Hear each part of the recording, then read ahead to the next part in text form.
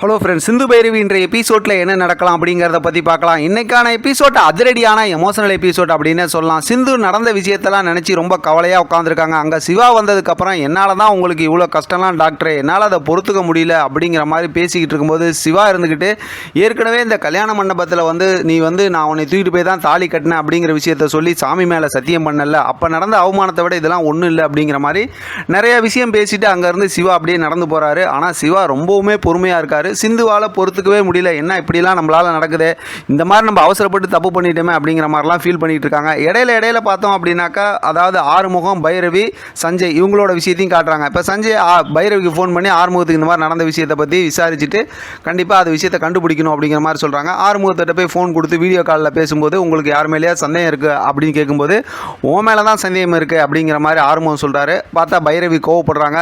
பார்த்தா நீ சஞ்சய் மேலே இப்படிலாம் கோவப்படாது அப்படிங்கிற மாதிரி பேசுகிறாங்க.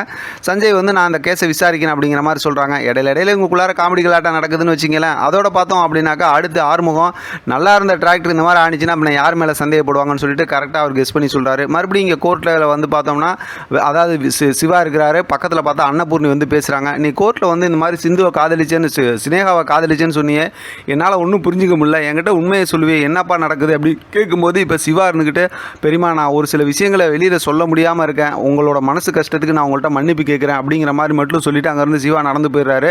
இப்போ அன்னபூர்ணிக்கு ஒன்றுமே புரியல, அப்படியே பார்த்தா ரொம்ப கவலையாக அப்படியே நின்றுக்கிட்டு இருக்காங்க. மறுபடியும் பார்த்தோம்னா இங்கே ஆறுமுகத்தை காட்டுறாங்க. மேலே ஜூஸ் ஊற்றிட்டாங்கல்ல, அதனால் பார்த்தோம்னா பாத்ரூமில் போய் க்ளீன் பண்ணிட்டு வெளியில் வரும்போது கீழே விழுந்து கிடக்குறாங்க. இப்போ பார்த்தோம் அப்படின்னா மறுபடியும் பைரவி ஆறுமுகத்திட்ட தூக்கி உட்கார வச்சு அந்த மாதிரி ஒரு காமெடி கலாட்டம் நடக்குது. இப்போ மறுபடியும் இங்கே கோர்ட்டை காட்டுறாங்க. கோர்ட்டில் பார்த்தோம் அப்படின்னா சிவாவோட கேஸ் விசாரிக்கிறாங்க.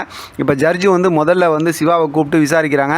விசாரித்து எல்லாம் கரெக்டாக கிடுக்குப்பிடி கேள்வியாக கேட்குறாங்க. இந்த மாதிரி நீங்கள் ஸ்னேகாவை காதலிச்சிங்க, அப்புறம் ஏன் சிந்துவை கல்யாணம் பண்ணிக்கிட்டீங்க, சினேகா கிட்ட இருக்க காசு பணத்துக்கு ஆசைப்பட்டு இந்த மாதிரி பண்ணிட்டீங்களா அப்படிங்கிற மாதிரி எல்லாம் கிடுக்குப்பிடி கேள்வியாக கரெக்டாக கேட்குறாங்க. சிவாவால் ஒன்றுமே பதில் சொல்ல முடியல, அமைதியாக மட்டும் இருக்கார். எல்லாருமே நடக்கிறத பார்த்துட்டு இருக்காங்க. சினேகா ரொம்ப சந்தோஷப்பட்டு இருக்காங்க. இப்போ சினேகாவை கூப்பிட்டு விசாரிக்கிறாங்க. உங்களை அதாவது சிவாவால் நீங்களும் சிந்துவும் பாதிக்கப்பட்டிருக்கீங்க, இப்போ நீங்கள் உங்கள் தரப்புலேருந்து சிவா கிட்ட என்ன கேட்குறீங்கும்போது சிந்துவோட அதாவது கல்யாணத்தை ரத்து பண்ணிவிட்டு சிந்துவும் சிவாவும் பிரித்து சிவாவை எனக்கு கல்யாணம் பண்ணி வச்சுருக்கேன், நான் சிவாவை மன்னிச்சிடுறேன் அப்படின்னு சினேகா சொல்கிறாங்க.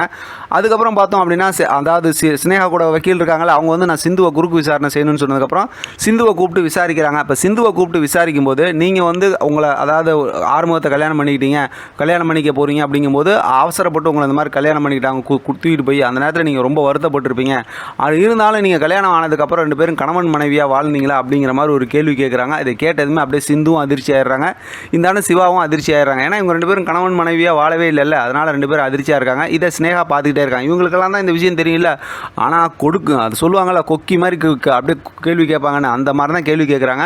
அதோட பார்த்தா இன்றைக்கான எபிசோடும் முடிச்சிருக்காங்க. இன்றைக்கி ஒரு சூப்பராக ஒரு ப்ரொமோ வந்துச்சுன்னா நல்லாயிருக்கும். ஆனால் இன்றைக்கி ஃப்ரைடே எபிசோட் முடிச்சிருக்கிறதுனால இனிமேல் அடுத்து நமக்கு சண்டே தான் ப்ரொமோ வரும். ஆனால் கெஸ்ஸிங்கில் பார்த்தோம் அப்படின்னாக்கா செம்ம பெரிய ஒரு ட்விஸ்ட் நடக்க போகுது அப்படிங்கிற நம்மளால் கெஸ் பண்ண முடியுது. அது சம்மந்தமாக நம்ம அடுத்து பேசலாம். இதை பற்றின உங்களோட கருத்து கமெண்ட் பாக்ஸ் தெரியப்படுத்துங்க. தொடர்ந்து ஆதரவு கொடுங்க. தேங்க்யூ ஃபார் வாட்சிங்.